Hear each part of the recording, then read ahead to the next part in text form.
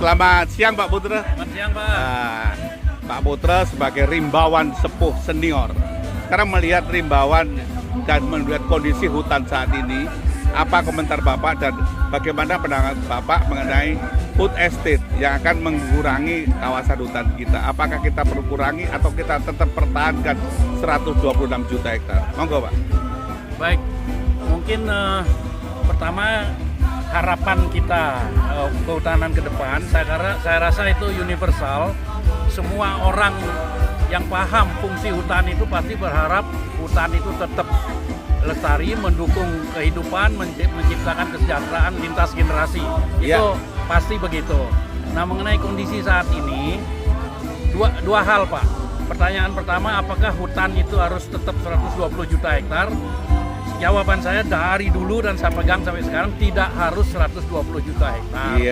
Boleh dikurangi karena itu sudah keniscayaan. Kan kita perlu pembangunan, perlu untuk penduduk yang bertambah terus.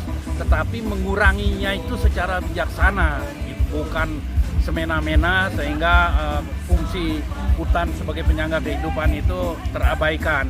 Jadi boleh berkurang Pak. Nah kalau soal food estate, jadi gini ya, hutan itu memang multifungsi ya, maka itu kan kita pilih hutan produksi, hutan lindung, hutan konservasi. Pegangan paling penting dalam mengelola hutan itu ya kita sesuai fungsinya. Ya kalau kemudian hutan untuk menghasilkan makanan dengan menanam tanaman pangan, ya menurut saya mohon maaf ya ini bukan soal fanatisme forester atau rimbawan atau apa ya, nyeleneh gitu. Kalau menghasilkan pangan dari pohon kehutanan nggak masalah. Misalnya dari sukun, duren, apalah yang pohon ya. Tapi kalau menghasilkan pangan dengan menanam tanaman pangan dari kawasan hutan, ya fungsi hutan itu jadi hilang. Kecuali memang hutan itu layak untuk dilepas. Seperti saya bilang tadi boleh berkurang, dilepas untuk produksi pangan boleh. Tapi kalau tetap dilabelin hutan, kemudian dengan embel-embel agroforestry untuk menghasilkan pangan, menurut saya sih apa ya, kayak banci gitu, setengah-setengah gitu. Jadi ya tidak.